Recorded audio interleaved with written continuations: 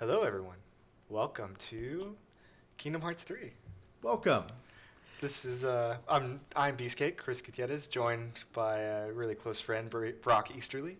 Yep. I'll be presenting Kingdom Hearts 3. I'm going to try my best for like the next hour to kind of explain it.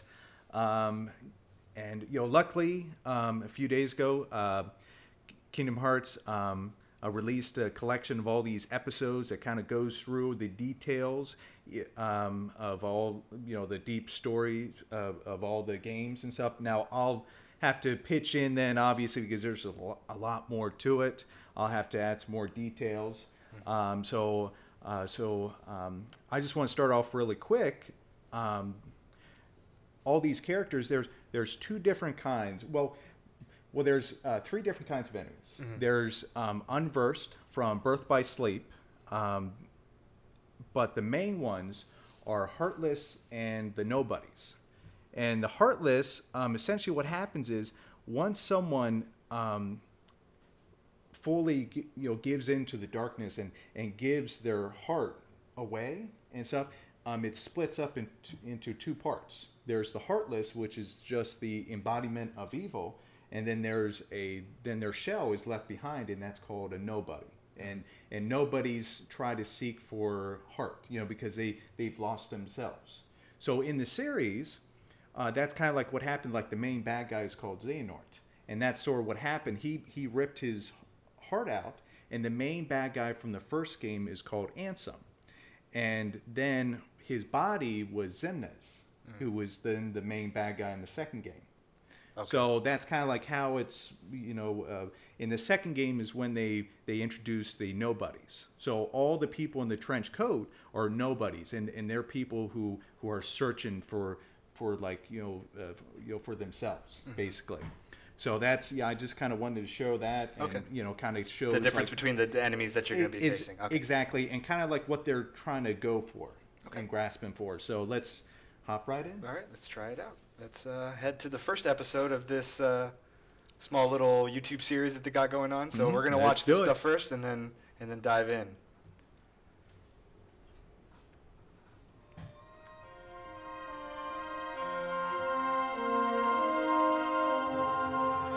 Do you remember this story?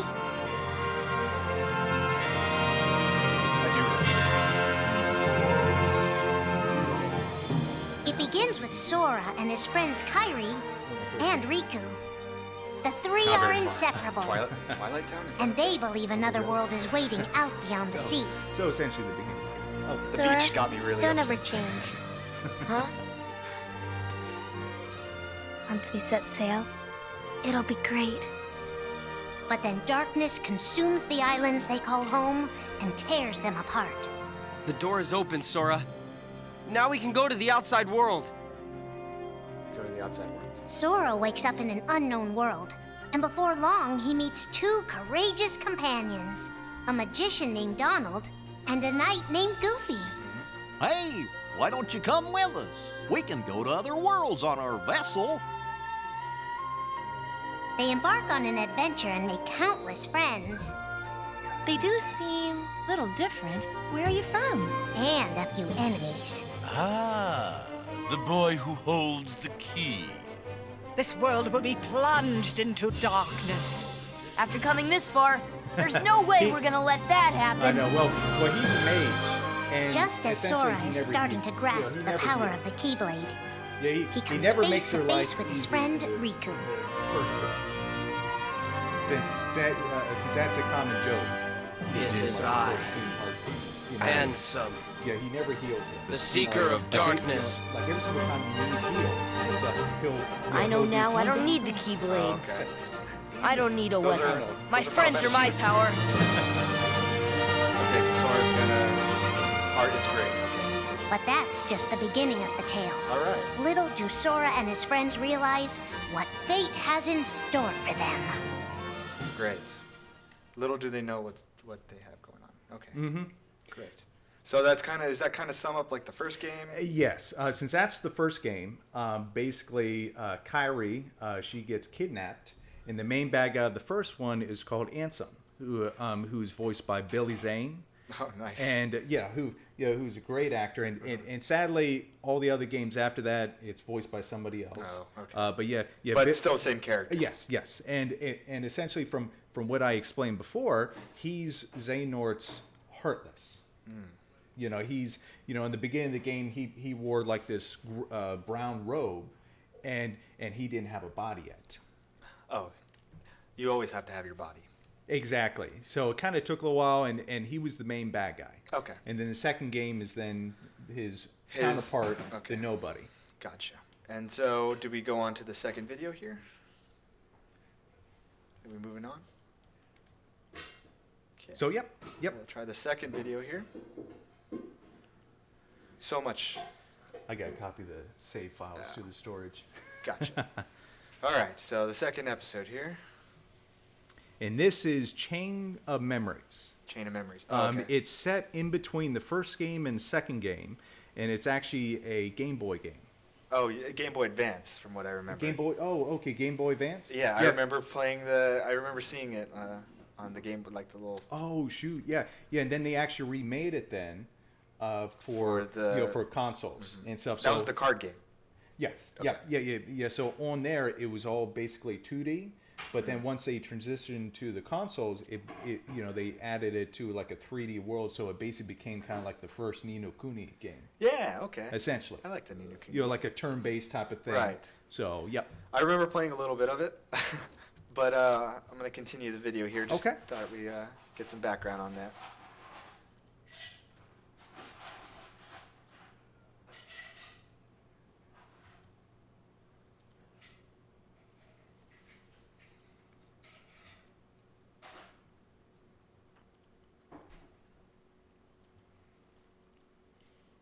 Castle Oblivion. Mm-hmm. You kind of remember, huh? A little bit. Oh, shoot. Only to lose. Let me restart that, because I don't Sora is determined to press on and look for his friends. But as he climbs, his most precious memories... Sorry about that.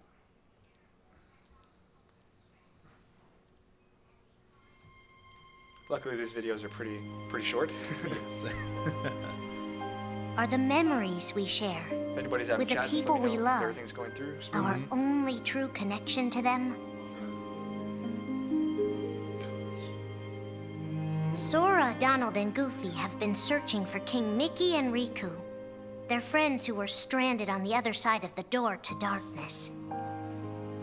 A clue leads them to a mysterious citadel called Castle Oblivion. Riku! You mean Riku's here? Proceed, Sora. To lose and claim anew. Or to claim anew, only to lose. Sora is determined to press on and look for his friends. But as he climbs, his most precious memories begin to slip away.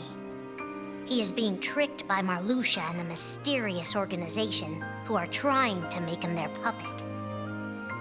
Unaware that the events of his past have been rewritten inside his mind, Sora races to the top of the castle to save a girl named Naminé. Naminé? Mm-hmm. Sora, Which I'll what delve happened into a to little you? bit later. What's that mean? You want me to abandon her? But there, he learns the shocking truth. Even if you come for me, what then? If you don't stop this, no one will. Naminé has special powers. And she's the one who's been changing Sora's memory. Yeah, sorry. Just make it count. The girl you've been trying to protect all this time is really a manipulative witch who shackles people's hearts. Erase my memories. Destroy my heart. I promised. I'll always protect you. You have to believe me. You turn from the truth because your heart is weak. You will never defeat me!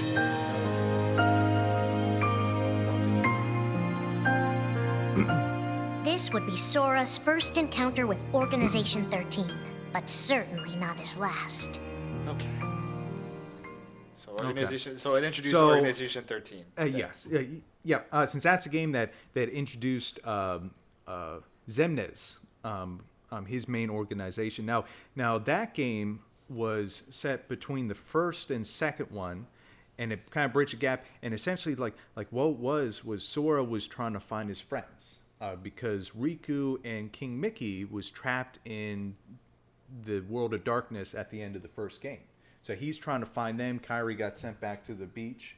So he's trying to look for them, and then that's when he stumbled upon Castle Oblivion.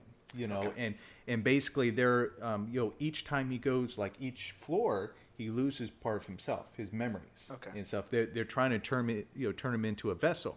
Now something else that the video doesn't press on is Marluxia, who's the pink-haired guy, with the flower powers and all that.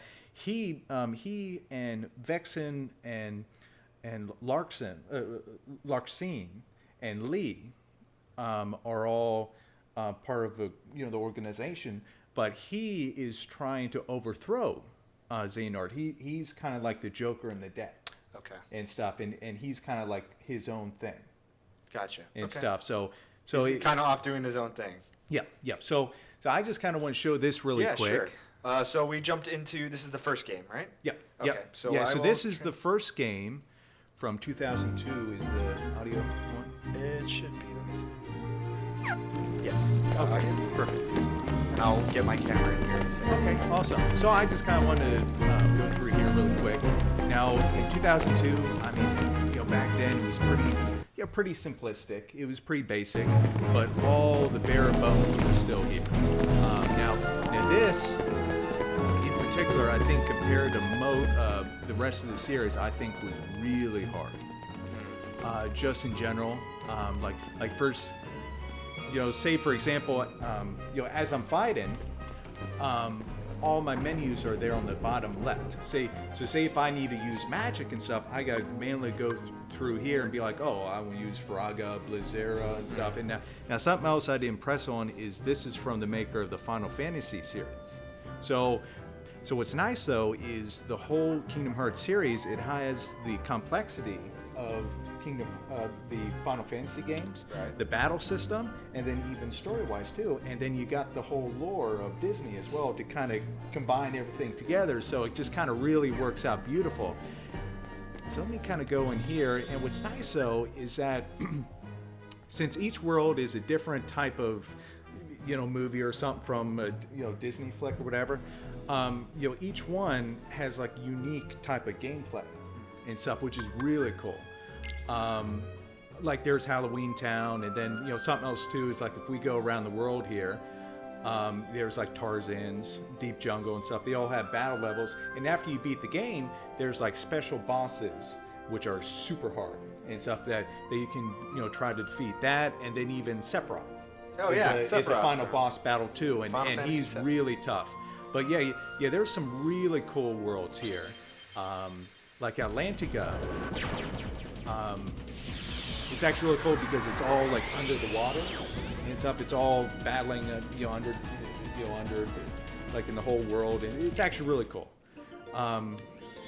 Hopefully I can get some fun. But now here it's kind of, the controls are kind of iffy since you have to go up and down using the square and circle buttons. So this is the Little Mermaid kind of yes. zone. Yeah. Okay.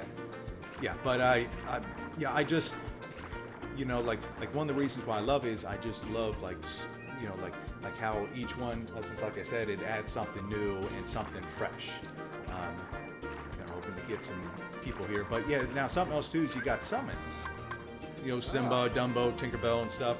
Now, something I found out later on was just how in later games it was like just summons, where like, oh, Simba will pop up, and then he does like maybe a Faraga burst or something like that. But here it kind of gives you a boost, like Tinkerbell. It kind of makes you immortal for a little while and stuff, which helped me tons for like the Maleficent dragon fight. And this game in particular, because of how just bare bones it is with everything, even MP, like the MP doesn't generate like all the other games and stuff. It's so bare bones that a lot of the boss battles later on, especially Ansem, is super tough. But yep. Where are they? Where's those enemies? There it is.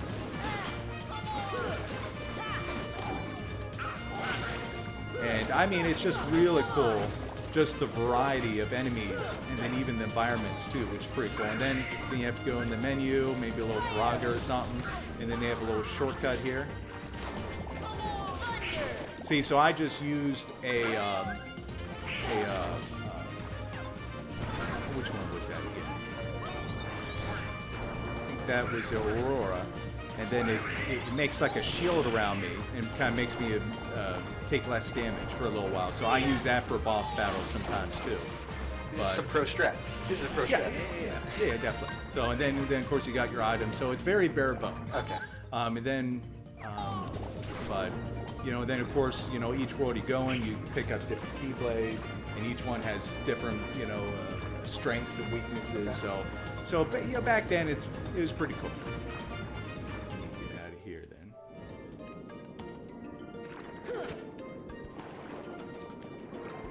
Go down here, but yeah, I was. Oh yeah, let me hit this guy. Now, actually, in the second game, it's pretty funny because Atlantica, which I guess that's how you say it. Yeah, Atlantica. Yes. They actually had a singing game to the really? second game, and so it was pretty cool. Like they didn't have a whole underwater thing, but that, I thought that was kind of a change of pace. I thought that was pretty cool. Well, let's hop on the next one. Okay, so so now you're going to show us a little bit of Chain of Memories. Yep. Chain of Memories. The card game on. Let me go in here.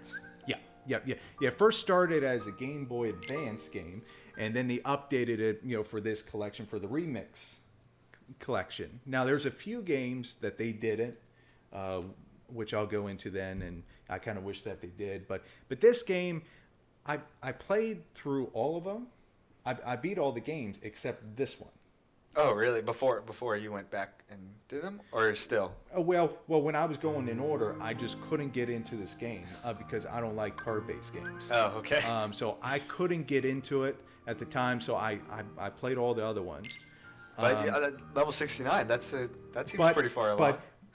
But last month, I actually put some time in because I've been at the final boss battle forever for Malusha. And actually, his fight is broken up into 3 parts. Now, I beat his first part maybe like a few weeks ago or whatever. And his, the boss fights are a real pain in the butt because what makes this game kind of tough is that while you're battling, you have to use cards to battle your enemies. So... Yu-Gi-Oh. Yeah, essentially. Now, what's cool, though, is that as you're going through each floor, I'm on, like, the last world, each one has, like, a different type of room that you can customize. So, like, Feeble Darkness or whatever. Like, I can go in here, be like, oh, okay, 9 up, let me use...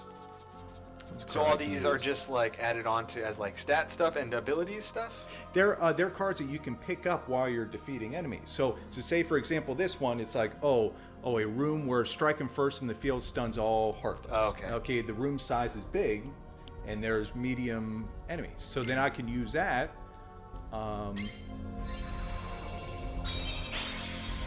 And so when you go into that room, it has that ability in it? Okay. Yes. And there's all kinds of different ones.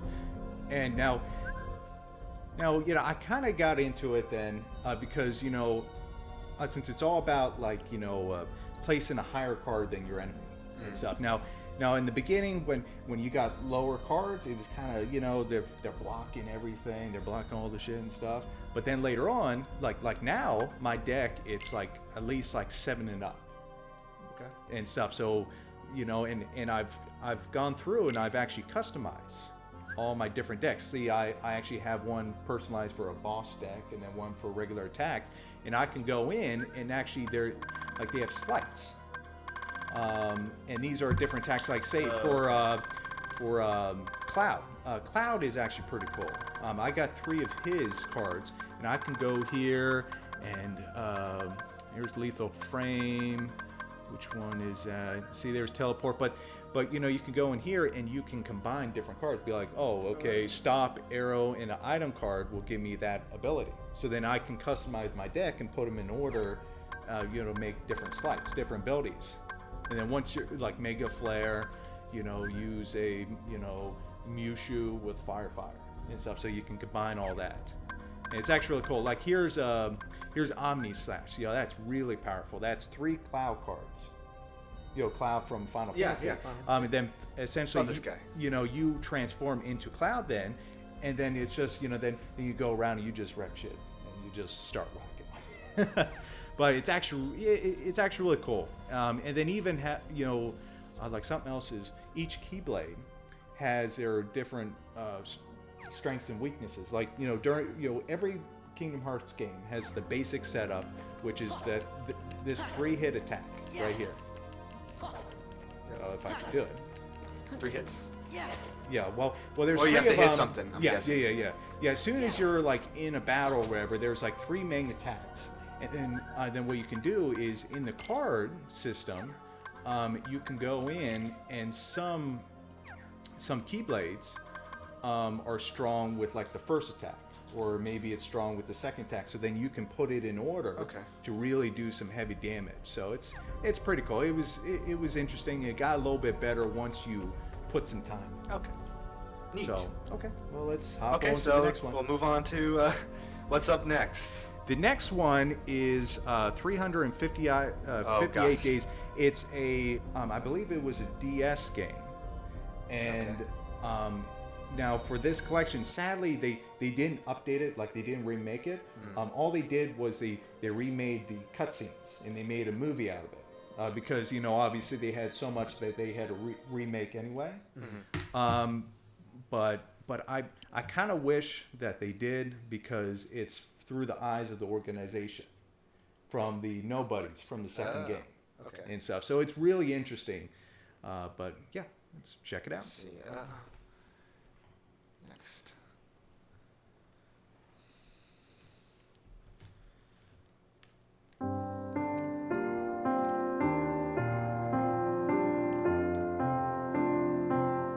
Think now for a moment about your best friend, someone you couldn't bear to lose.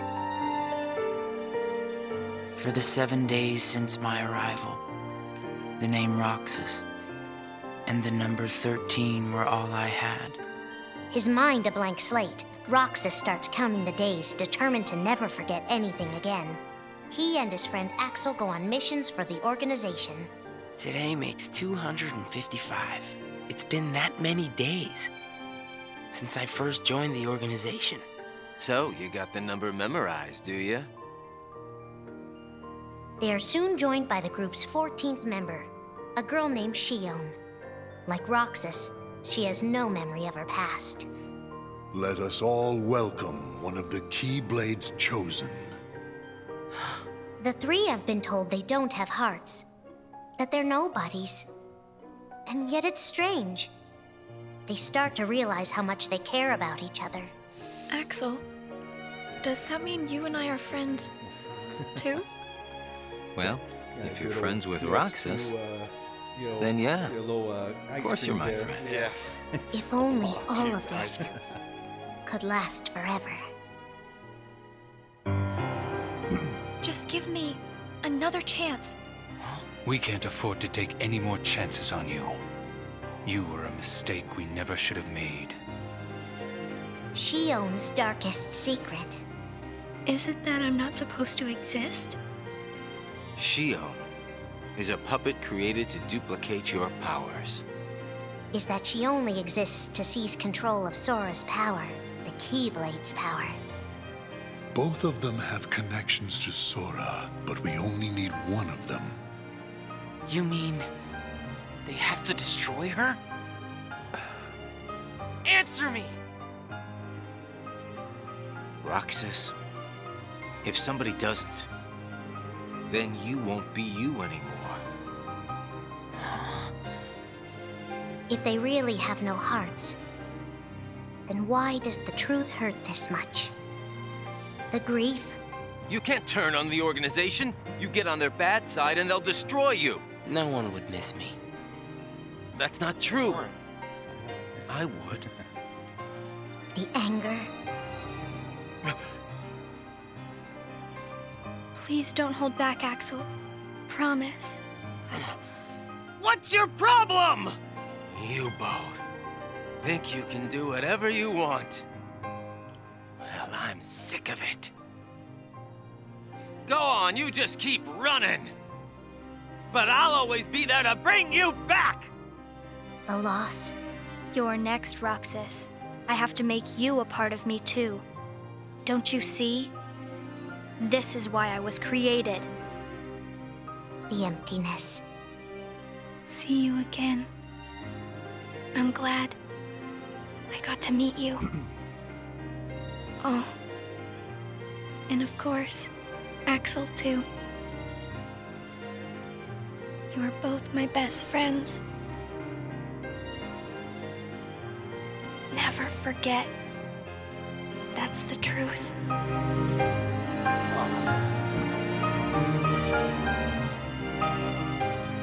But I believe there's hope for them. Don't you? Okay. One day they'll be together again. Yeah. Well, hopefully in this game, they kind of, they bring her back. She's in the trailers, so hopefully. Well, that's when things get a little crazy. Okay. A little complicated. Right. Now that guy was Roxas, the blonde-haired guy. Yes, the blonde-haired guy. He is Sora's nobody. Because what happened was in the first game, Kairi, who he's going after, she loses her heart. So then he takes his heart out, and how it works in Kingdom Hearts, like like once you give your heart and stuff, then he becomes like a heartless or whatever. He gave his heart to Kairi to save her. Well, in turn, it created a nobody, which was Roxas. Okay, and that's part of him. Mm-hmm. And then same thing with her, since when she lost her heart, she created Naminé, who was in the Chains of Memories video game, and so she's the blonde hair. So that's her counterpart. And basically what happened was after Chain of Memories, Sora loses all his memory, and he's in this suspended sleep. He can't wake up, and that's because Roxas is tied up with him. He needs to have a whole body. So he's searching for Sora to gain his whole life. Yeah. And like the rest of the organization, all the people in black, they're all searching for their identities because they've had their hearts stripped from them. Okay. So that's that's their main plan. Is in Kingdom Hearts 2, they're trying to create a Kingdom Hearts in hope that it will give them hearts. Okay. So that's so in the terms of this world, hearts meaning they don't have souls or whatever. Exactly. And stuff. But then in turn, like Lee, the red-haired guy, he befriends Roxas and stuff. Yeah, they were eating ice cream. Obviously. Yes. And they sort of, I guess, find out that they have a sort of sense of humanity still.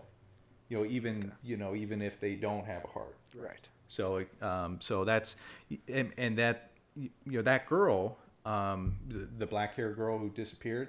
That's when things got a little bit complicated, where basically she was created artificially from Xemnas, the bad guy from the second game, and she was created from Sora's memories to kind of. Like mess with him in a way? Yeah, because since he wants Sora as like a vessel, so in the end, she went back to Sora. Okay. And then what happens is then in the beginning of Kingdom Hearts 2, which we're going to delve into a little bit, since like I said, Sora is still asleep by Kingdom Hearts 2, the second game. So the second game of the fourth iteration of the story or whatever. Okay. Yes. Okay. Yes. So So you're going to show us a little bit of Kingdom Hearts 2 here? Well, let's hold off then, okay. Because episode 4 is it's a prequel to Kingdom Hearts 2. Okay. And then we'll delve into that. Okay. After the fourth episode. Yep. Okay. So let me switch back here. And sorry, Waldrop, I could not figure out how to get the audio out of the speaker and my headset at the same time. Okay. Yeah, he's sitting on the other couch. He's kind of slowly just kind of listening in on our conversation here. But I think he's feeding in the information. Yes. Also, The whole point of this is to lead up to the release of Kingdom Hearts 3, which is in 9 minutes. Which is in 9 minutes, yes. 9 minutes. Not to rush you. I want to at least try to get through this real quick, and then we'll hop right into that then. Okay, sounds good.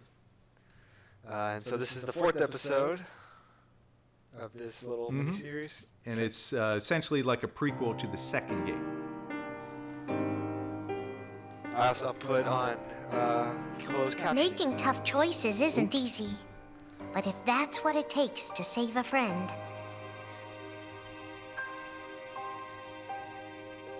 Riku discovers Sora in Castle Oblivion, suspended in a deep sleep.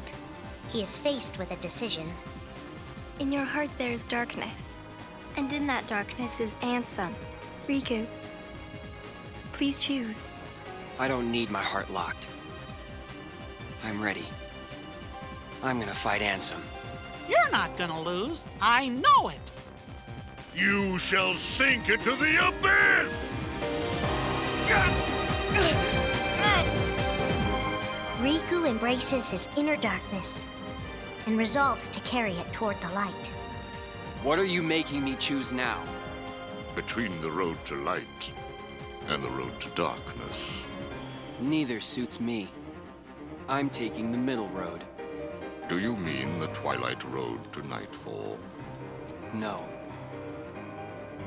It's the road to dawn. In time, Riku crosses paths with Shion, who attacks him with a false Keyblade. Tell me first, why you are dressed as one of us. To make sure my best friend sleeps in peace. I don't know who you're supposed to be, but you can't fight fire with sparks. He learns that Organization 13 is using her and Roxas to drain Sora of his memories and power. Sora's memories are escaping through Sora's nobody into a third person. And now, they're starting to become a part of her. Now, Sora has been put to sleep so that we can piece together his memory. Except... You can't because part of it is inside of me. That means he can't wake up. Yeah. You got it. To save his best friend, Riku prepares for the inevitable. I have to face one of the organization's members soon. I might not survive the fight. And if I do, it might be because I gave in to the darkness. And Shion chooses to do the same. I belong with Sora. And now I am going back to be with him. Riku and Roxas clash, both desperate to save a friend. Why are you trying to stop me? Because I want back the rest of Sora's memories. I'll set Kingdom Hearts free. Then everything will be the way it was. She'll come back. And the three of us can be together again. You mean Shion? It's a struggle just to remember the name now. Either way, I can't let you go doing anything crazy. Riku's overpowered and decides not to hold his darkness back any longer. You've left me with no other choice. What? I have to release the power in my heart. The dark power that I've been holding back, even if it changes me forever.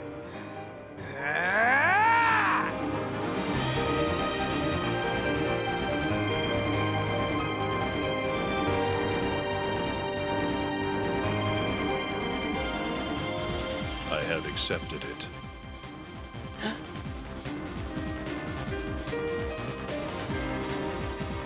Each fork in the road shapes who we are, but Riku won't look back.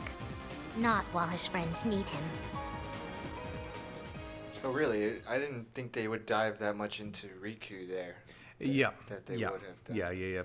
Yeah, since that was in the original game too, in the first one. Okay. There was a dark Riku. And essentially he embraces the darkness and you know, from what you see, he's trying to get Roxas because he wants to bring his friend back, Sora.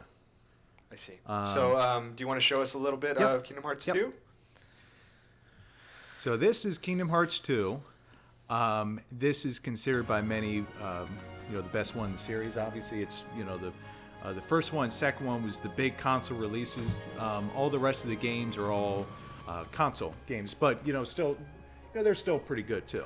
Now, this one, I wanted to show off this part in particular. The Coliseum, it's a staple of the series. Every game usually has it. Coliseum as in you fight all the stuff. Well, that and then the Hercules Coliseum in general. Oh, okay. Because in the beginning of Kingdom Hearts 3, we're actually in the Hercules world. Oh, okay. And it's what's cool about this is they really expanded on everything, which was awesome. There's a whole underground world. There's that's Hades Arena. You could go there, fight enemies, all kinds of stuff. Then even just the textures and something else I really love is how every world that you're in, there's actually a cool little graphic there for your items and attacks. So here it's dark and let me go through here. So this one, what's cool is there's the basic summon attacks. They got Chicken Little. I didn't know that was a Disney property. I don't know. I guess it is. Guess so. And obviously this is a character from the Kingdom Hearts series.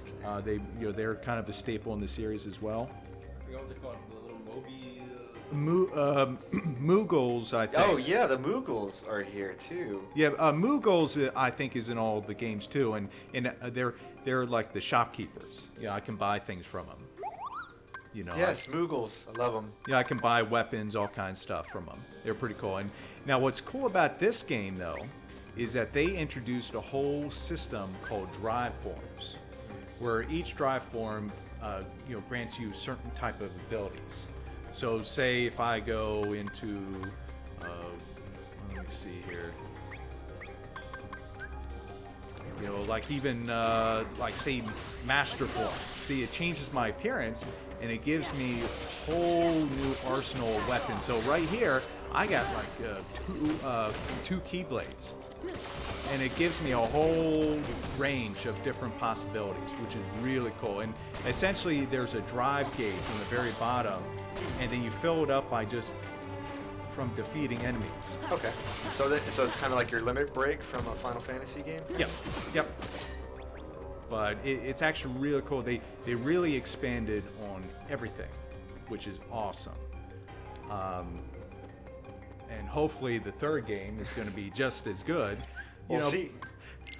But even though things like if you go into the world map, I mean, just the details. Like in the first game, it was just a 2D screen. I remember this game having the gummy ship, right? That's the whole thing. Yeah, where the you can whole travel? Gummy ship, which returns in the third game as well, and it was in the first game too. But here, they have tons of worlds, Mulan, all kinds of stuff. Pirates of the Caribbean, which returns in the third game as well. What's cool though is that in each game, each world, they retell certain events from the movie. Now here in the first game, because you're kind of interacting with the storyline from the movies that they're talking about. So in the first game, it was kind of like part one of Halloween Town, where it was kind of like the first part of the movie, and then I see it. It's ready to use me. And then this one, it was the Christmas aspect, so you're able to go to the North Pole and everything, and but it should be pretty cool. I'm really looking forward to Pirates of the Caribbean in the third game because Square Enix, they actually added a whole Assassin's Creed Black Flag to it. And really? And you can actually have your own pirate ship and explore different islands and stuff. So I'm really looking forward to that. So cool. Well, okay, so let's hop in on the last one. The last video here. Yep. The last episode introduces the main baddie, which was Xehanort. And he wasn't introduced till Birth by Sleep, which was after the first two games. Okay. All right, so I'm going to mute this game audio. Waldrop, your microphone is working, just so you know. He's over there. I don't have a camera on him right now, but I can adjust that once we play the Kingdom Hearts 3 itself. So let me go ahead and start this video for us.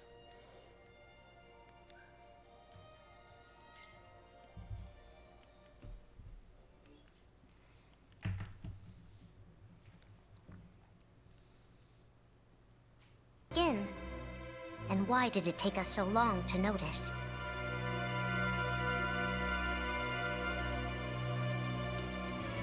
As a Keyblade master, Xehanort had a gift like few others.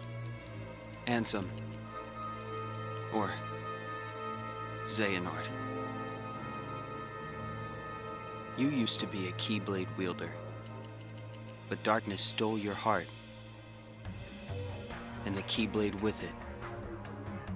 Twice now, Master Xehanort has sought to drag the world into a great Keyblade war between the forces of light and darkness. They say ruin brings about creation. So what then would another Keyblade war bring? I must have these answers. I can tell. Let's go. The Keyblade needs to be forged, and with it the door to the Keyblade war unlocked. But both times, his ambitions have been thwarted. In his first attempt, he divided a boy's heart into two beings, a pure light named Ventus and a pure darkness named Vanitas. The two were to clash and forge a relic known as the Keyblade. Empty creature from Ventus Riven. To you, the name Vanitas shall be given. So what are you waiting for? Join with me, right here and now. Become the Keyblade. He told me the only way the Keyblade can be forged is if you and me fight. Well, guess what? I'm not fighting. 3 students of Master Ericus, Xehanort's former brother in training, rose up in order to stop the Keyblade from being forged. I may have to fight Vanitas after all. If I do, guys, I want you to... The 3 of us can never be torn apart, all right? I'll always find a way. They fought bravely, and their strong bond allowed them to triumph over Xehanort. I've got a better idea. How about I destroy you both? The Keyblade is made of your heart too, idiot. No, that's if you destroy it, your heart will vanish forever. Whatever it takes. Anything to save Terra and Aqua. Oh, no. But all 3 paid a terrible price, and their destinies were sealed. The destruction of the Keyblade plunged Ventus into a deep sleep. Aqua sacrificed herself to the realm of darkness to save Terra. And by the time he was found, Terra was going by a different name. Xehanort. Master Xehanort's second attempt to start the Keyblade War involved pitting 7 pure lights against 13 darknesses. His heart and body acted separately. His heart, Ansem, manipulated Riku and Maleficent into capturing the 7 pure lights he needed, the Princesses of Heart. His body, Xemnas, founded Organization 13, who would serve as the 13 Darknesses. But his plans were dashed by Sora and his friends, who defeated Ansem and Xemnas. Light! But why?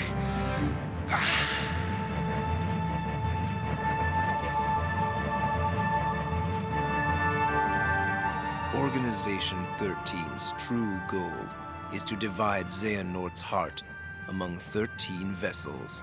13? Xehanorts? What is... The real Organization 13. It's all the same dude? Now, Master Xehanort has warned of a third attempt to start his war. Not the little talk there. Huh? Master Xehanort! We were right about you! Gotcha. All of this was decided. My 12 selves would welcome me here on this day, when I would return a complete person. It is the future which lies beyond my sight. Let us finish this at the fated place, once your lights and my darknesses have joined together.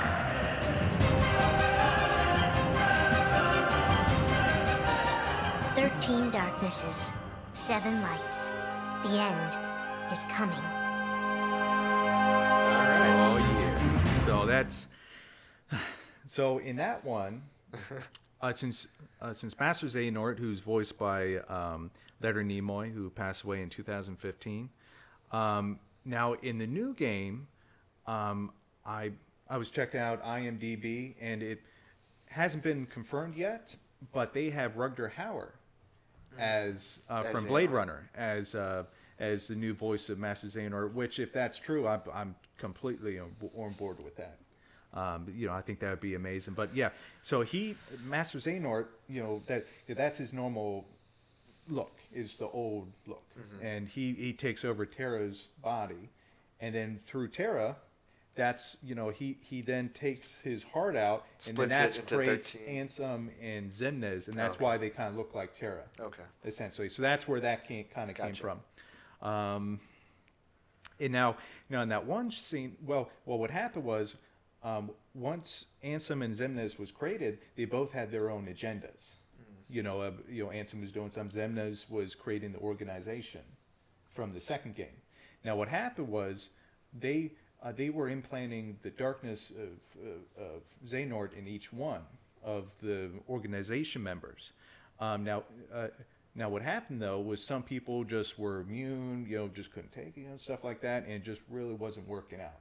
So what happened was, and here's where it gets a little crazy, is Ansem, the Heartless, because he didn't have a full body, and I'm sure acting as a stand-in for a scientist. There's a character called Ansem the Wise. He's voiced by Christopher Lee in the second game, Christopher Lee and stuff, yeah. and he Count Dooku. and somehow he found out the ability how to time travel. So what he did was he went back in time to a young Xehanort and gave him the ability to go through time. Okay. He pops up a few times, and he'll be in the third game as well. And he, what he's doing is he's making a new Organization 13 for the third game, but they're all the same. They're different versions of him through time. Okay. So that's essentially the time travel portion. That's kind of where that came in. So let me jump in here real quick. So what is this? Which one is this? Birth by Sleep. This is set 10 years before the first game. Okay. And this tells the story of Terra, Ventus, and Aqua. Terra, who would then be taken over by Xehanort. Okay. Ventus, however, at the very end, his heart gets taken out. I won't delve too much because it'll just get a little bit more complicated. But his heart was taken from him, so now he's just a shell right now. Okay. And his heart is escaped and is now inside Sora. Oh, all right. For protection, because he meets him early on, and Sora is aware of this.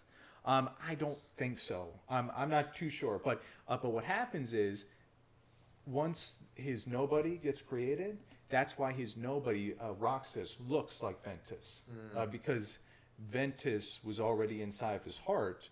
So once his nobody was created, it kind of was part of his heart, was part of that too. So that's why he looks like Ventus. So that's where that connection lies. So in this one, it was really cool because you can play as 3 different characters, and they all have their separate timelines that kind of intertwine with each other. And it was actually really cool because each one had a different type of style. Terra is all about power. Ventus is all about speed, basically Sora. And Aqua is all about magic. And what's cool is that you can go in each one. Here, let me start this one up.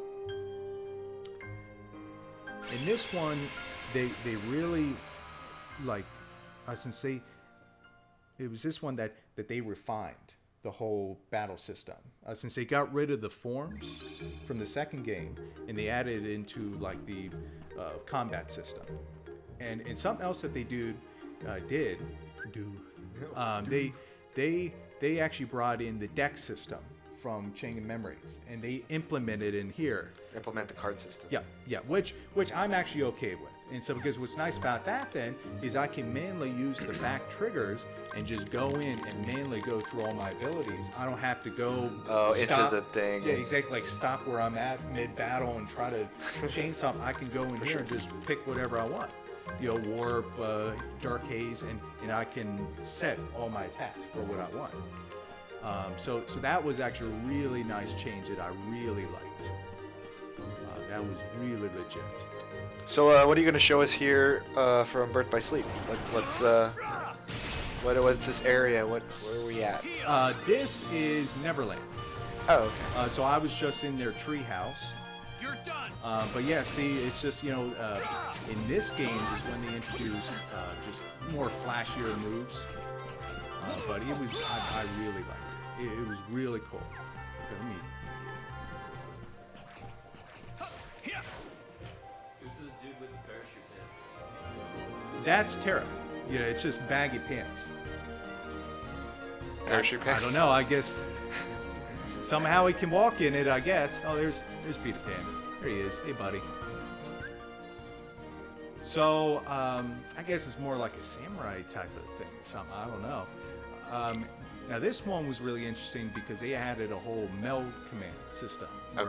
Where you can, get abilities, and then if you use them in battle or something, it'll rank them up, and then you can meld them to make bigger attacks and stuff, and then you can change. Trade up your abilities to make better abilities. Yes. Okay. Yeah, and it was actually really cool, like what they did. And they even have a whole command board, which was like a puzzle game. Well, it was like a board game, and I played hours of it. It was really cool. And something else that they added was a D-Link, where you can D-Link where I had like Pete, Peter Pan, Zack from Final Fantasy. Oh yeah. Or Maleficent, and then what I can do is I can activate that, and then it'll grant me different abilities specific to that person. Okay. So there's fire. So Maleficent is all about the fire. Fire. But now this one I really enjoyed because they really refined the battle system and made things a lot easier. They kind of mixed a little bit of everything together. Exactly. Okay. And that's what they started doing. See, now here, you can do like a final attack, and I think I might have changed it because I think you can also turn into a dragon too. But they definitely amped it up in this one, which was really cool. Jason's in the chat. What's up? Calls us dongs. If you're just joining us, we are going through a little bit of a history of the Kingdom Hearts games before we jump into the third one. Brock's been going over a little bit of the story beats. We watched some videos that are on YouTube. So hopefully you're caught up. Kind of. I got some of that stuff absorbed as much as I could. So yeah, it's a lot to take in, but I mean, like once you understand. Once you're devoted and you know all the story, you're just like, exactly. Like once you really target each person and really delve into their backstory and stuff, it starts making a little bit more sense. And it's because they all kind of intertwine. It gets really complicated.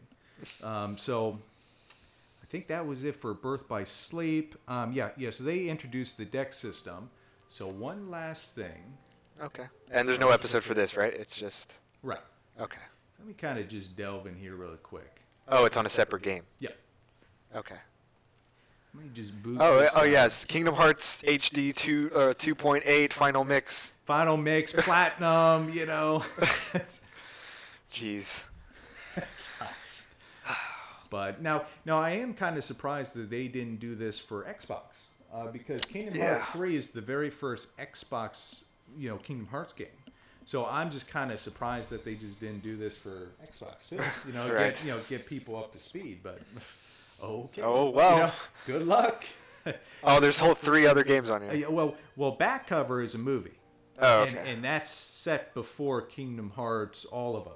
And so it kind of shows how what happened and how the world was plunged into darkness and stuff like that. And That gets even more complicated. Okay. Now, Birth by Slave, I would love to play. Point two. But yeah, I don't think we have too much time for that one. But essentially, this one is, think of it kind of like ground zeros for for Metal Gear Solid 5. Yeah, for Metal Gear Solid 5, because the game was taking so long, so they made this, which was like a snippet story. Yeah. Okay. And it was also a good chance for them to show off the new look, like the Unreal Engine 4. So that's essentially what that was. It's the length of it was like one world. So it's not like a full game, but it's pretty cool. Okay, so we're jumping into Dream Drop Distance. Dream and this Drop was Distance. a DS game? 3DS. 3DS game, okay. And this is the last game in the series to Kingdom Hearts 3. So this kind of sets it up a little bit. Okay. Yeah, but I'm not showing the other one because we're all since we're already going to be playing Kingdom Hearts 3, and that we'll since we'll get a taste of the Unreal Engine. Okay. Now I will say I do like this intro. Okay. All right. Show us this intro. Jason asks, "What do you expect from 3?" Expect? I'm just pretty much. What made the series good. I'm just hoping that there's going to be a lot of depth in each world, story-wise and stuff. And then I'm really looking forward to even how it's a combination of all the games, so all the different tweaks and stuff. And I'll show it in Dream Drop Distance too. They introduced a whole flow motion, which is going to be in the new game too. So I'm really looking forward, but also I think it's how they're going to manage all the different storylines and how they kind of meld it together. All right, that's a good cutscene. Yep. Yeah. Well, actually, that's I was thinking of the other one. Oh, okay. That one you don't going to care about that one. From the one that I'm not playing. Oh, okay. Gotcha. Yeah, I just really said. But yeah, the 0.2 intro music video is actually really nice. It's a remix of Simple and Clean. Now this one was really interesting because in this one they added a whole like Pokemon aspect where you had like these spirits, and I can bond with them, and then also while you take them in battle, they'll get link points, and then you can use that to get your own separate abilities. Command. Did you name your guy Godzilla? Yes. Okay. Yeah, yes. Obviously. Yes. be kind of a copyright issue. You see, there's Scar, there's Diddy. Okay, gotcha. But yeah, what's cool though? Oh yeah, here. I got some good ones. He's Batman. Okay, I can see why you like Nino Kuni for a little bit. Scarecrow, Bowser, Joker, Almond Blaster, Kung Fu Panda, Electricorn. That's good. The Cat, Jigglypuff, Jaws, Mr. Krabs. How many did you? So is there like a limited amount of spirits, or are they all just like randomly generated stuff meshed together? Since essentially you have to get, each enemy that you defeat, you get like certain drops, and then you can use them to meld new creatures. Okay. And obviously each one has different abilities and so forth. So it's actually really interesting, like what they got. And then you can go in here, give them treats, all kinds of stuff. That was really interesting. And this right here, this is actually in a dream world. What's happening is Sora and Riku is preparing for the final battle, and they're trying to become Keyblade masters. So are they within their own minds or whatever? Essentially, it's like this special world, and then later on, young Xehanort infiltrates it and stuff. Okay. And, obviously. Yeah, all that nonsense. Obviously, and this one had everything. The basic deck system from that which was introduced, but something else that was new in this one is flow motion. Flow motion, which is using the environment. So I can just jump here and just ride the railings. It's actually really fluid to kind of move around. Move around the world. Yep. And get to different spots. Okay. So does each world have rails, or are they all different in different? Well, it's all different. Okay. I mean, it's just this one particular just had the railings. I like this, but see, since you can bounce off walls, so I can go here, and I can do like a link attack here, or think here. Yeah, see, I can do here. Okay. Do another attack there, and what else is cool is just how how easy it is to move around. It adds all these vertical maps in, because then what you can do is I can actually get on here and I can just go up, just kind of spam it out. Oh, okay. So, I mean, so traversal-wise, it has more options. It adds so much more options. See, and then it just gives me so much more options to kind of move around. It's so fluid, adds so much more, and I can do, like, say, maybe a light, like a street lamp. And they just knocked you off. Yeah, a little street lamp or something. Okay. And, you know, I can move around there, and it adds a lot. Now something else that's, I'll do one last thing. They added a, I like to think of it like a Majora's Mask type of thing.